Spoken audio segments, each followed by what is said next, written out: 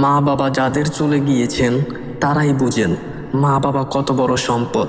যেদিন থেকে মা বাবা দুনিয়া ছেড়ে চলে গেছেন সেই দিন থেকে মনে হয় কি যেন হারিয়ে গেল। তখন বুক কেঁপে ওঠে, চোখ থেকে বৃষ্টির মতো পানি ঝরে। কি সান্ত্বনাই বা তাদেরকে দেয়া যায়।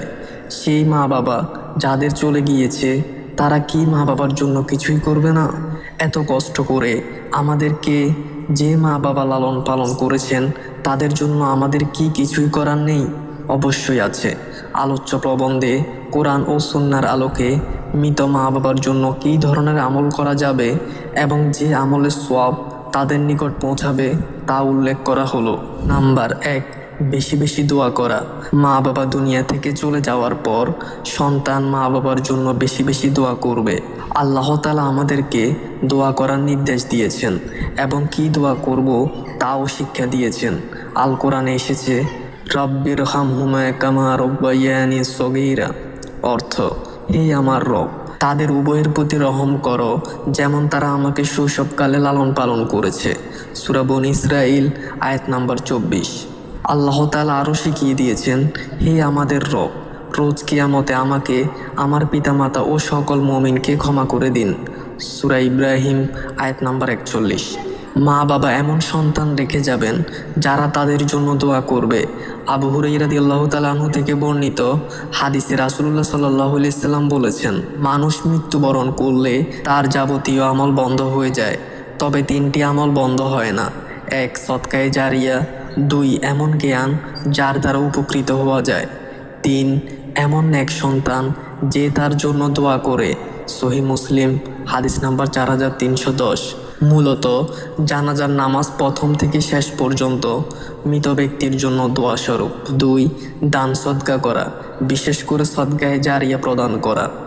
মা বাবা বেঁচে থাকতে দান সদকা করে যেতে পারেননি বা বেঁচে থাকলে আরও দান সদকা করতেন, সেই জন্য তাদের পক্ষ থেকে সন্তান দান সদকা করতে পারে।